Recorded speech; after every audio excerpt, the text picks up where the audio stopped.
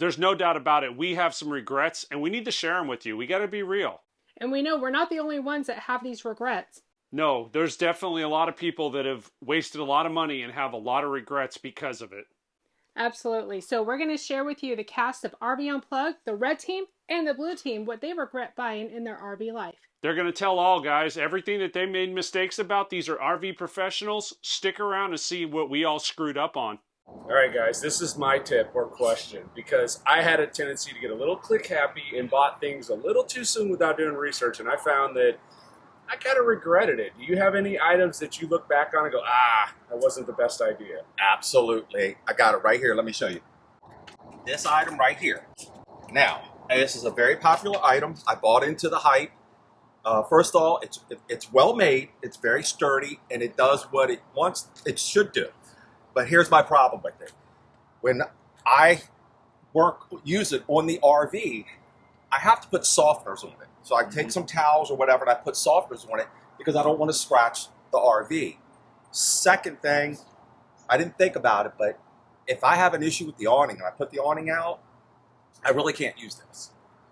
I can't use it because really I need a 8-foot A-frame ladder. That would be the better way to go. So although this is a nice product, it's well made, this is probably one of the biggest regrets I have so far because I really never use it anymore. It's very seldom, and it just doesn't work out, and it's got a little bit of weight to it. But I would have to say this would be at the top of my list. 8-foot A-frame ladder would be the way to go. Yeah, and I bet that's why we see them on back of people's Class A's all the time, hooked on the upper ladder, so that they travel with that, because there you go. I've noticed if you're in a campground and you see the guys using this, they'll put the softeners on their ladders as well. Almost everyone I've seen use it will put a softener on it. Right. And, it's not that big of a deal, but in hindsight, I could have got away with a 8-foot ladder. Awesome. Well, thank you for sharing that. Like I said, we all have those things where we're like, we screwed that up. Awesome. Thank you very much, Thank guys. you, guys. You guys are great, man. Thanks. Oh, yes. We have some regrets to tell you about. Lots of regrets, but since this is specifically about things that we regret purchasing, not about your childhood, right?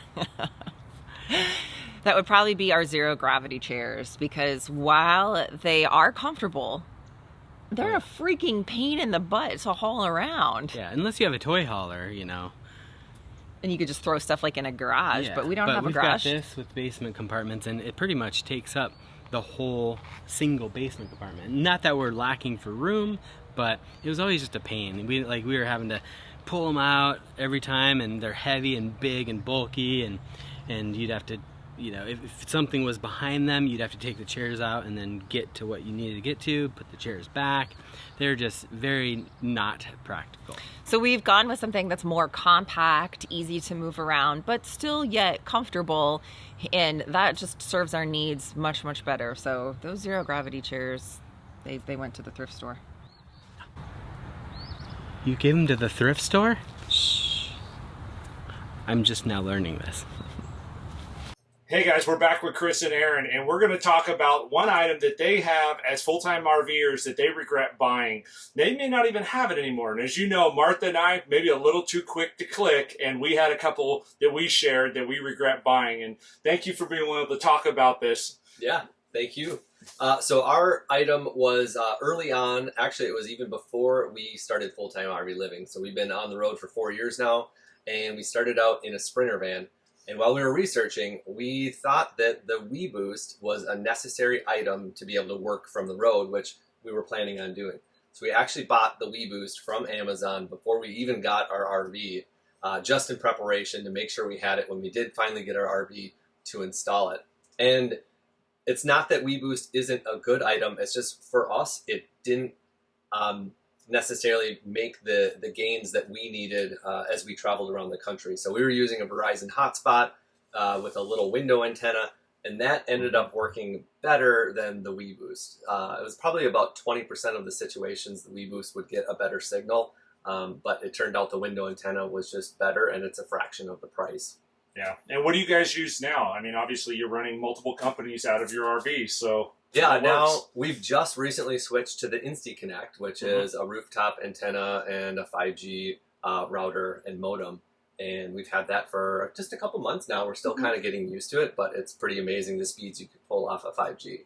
Oh, fantastic. Pretty close to Starlink from what we've seen in some places. That's incredible. We all know Starlink's having a little bit of tough time now that they've opened up RV. That throttling can get us in a little bit of a bind. We have it as well. So, well, thank you very much for sharing that and being honest with us. You know, we all want to learn from it. And when it comes to the internet, I can't stress it enough. We all have to do a ton of research because there's so many different opportunities out there. And what works for one person may not work for another depending on where you camp. If you're going remote like they do a lot of times, definitely look at having a good provider, and make sure you check out their videos below and go check out their channel. I'm sure you guys have a video on InstaConnect, right? It's coming out soon. We do have a video on the WeBoost. Perfect. It'll be out. There's no way around it. We all have regrets. That's the truth. What are my biggest regrets?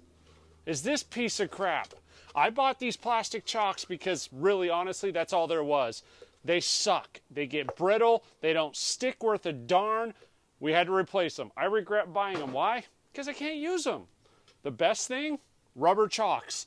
We picked these up at Walmart, and we picked the second set up at Harbor Freight. Having the ability to use rubber chocks gives you good friction on the ground, and it holds better on the trailer. And they have a lot of weight, so they don't wiggle around. Don't buy those crappy-ass yellow chocks. That's my biggest regret, guys. All right, guys. I'm a little click happy, and sometimes I don't do enough research, and I have a few items that we've shared with our viewers that we regret buying. Do you have anything you've looked back on and go, yeah, we probably shouldn't have done that? Absolutely. Yeah, the Mr. Gas Buddy heater. Yes. We bought it. We were out in Quartzsite our first year, and it got really cold out in the desert, and we were worried about our propane system on board. We didn't know what we didn't know. We were still learning this thing. So we bought the Mr. Gas Buddy heater. We used it for maybe a week and a half, and then it went in storage. It's been sitting in there for 3 years. We definitely regret buying that. 2 weeks in that cold did not mean we needed a gas buddy forever, nor did we need to store it in the RV. So that definitely was a dud. And Stacy said after that, we're never traveling to cold places again, so we'll never need it. There you go. That's smart RVing. Yeah. Well, thank you both for taking the time to share with us, Appreciate and thank you for the great tips. Thank you.